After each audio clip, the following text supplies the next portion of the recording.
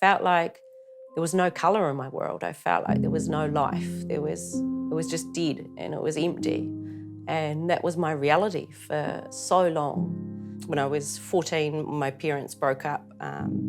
I'd got home late one night, I'd snuck in and my dad just started hitting me and I didn't know what to do with that really. And I remember waking up the next day and he was gone and I never seen him probably for about 9 years afterwards.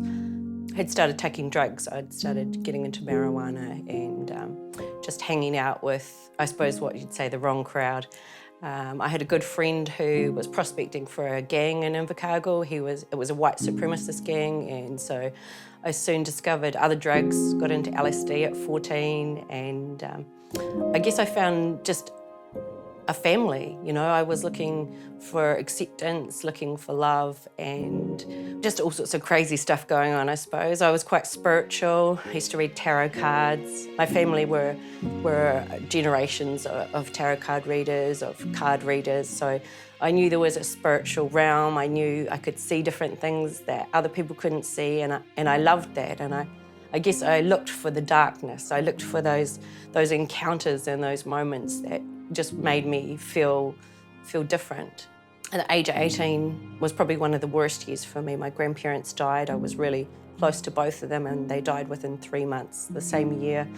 And it felt like things were just falling apart. And I remember I'd never been one to acknowledge God. I remember just standing in the rain one night when my granddad died, screaming, and there was thunder and lightning.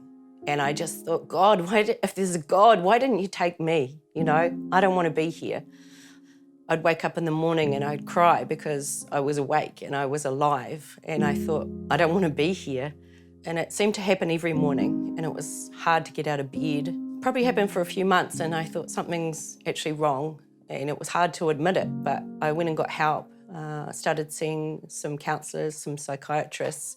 I was diagnosed with manic depression and medicated. I went to a gentleman's club in Queenstown and offered to work as a stripper. I'd had some dance experience, so I got a job quite quickly with them. And while it seemed like kind of an empowering job because I had a bouncer with me and sometimes they'd fly me places, I just developed a real hate for men, actually, if I'm really honest. And I hated them. I hated the way they looked at me, the way they treated me. And I started treating people really badly. And I met a man in a bar, as I did quite frequently. And pretty much the next day he moved in. His dad was quite high up in Black Power. Within a week, he'd given me a car to use. He'd given me a job, and I was selling drugs for him. My neighbours, long-term neighbours, had started going to church, not just one or two of them, but their whole family and their parents. And I thought, wow, that's really weird. I don't know why they're doing that. They kept asking me, come to church, come to church. And in the end, I came. I didn't really understand what was happening, but everyone looked really happy, and I wasn't sure why. The man at church asked people, do you want to give your life to Jesus? And I thought, why not? I've tried everything else. I came forward and I accepted Jesus into my life. Nothing changed immediately, and I remember the first couple of weeks telling all my friends and family, and they were like, oh, it's just a phase, or oh, it's a cult, you don't want to be into that sort of stuff. And people were just a bit negative about it. So I remember praying one night and I said, God, if you're real and you can really hear me, I want the pastor of this church to say something to me on Sunday. I was at the Invercargill Christian Centre and the pastor hadn't been there for about 4 weeks. He'd been away on leave.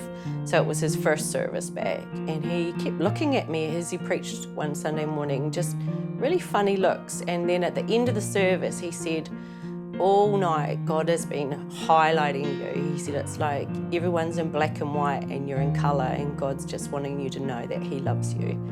And I remember just crying and crying. I thought, oh, he's real.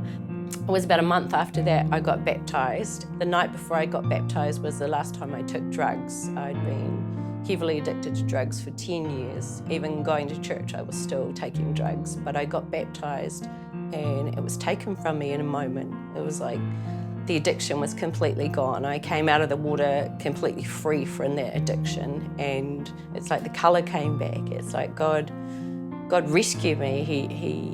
He reached into this awful darkness where I'd been for so long, and all of a sudden I could see the light. And now I just feel so incredibly free. It's like nothing can stop you now. I feel unstoppable. If you're watching this and you're feeling trapped or isolated or alone, you know, I know what that's like. I've journeyed that for so long, and you can't see any hope, you can't see any light. And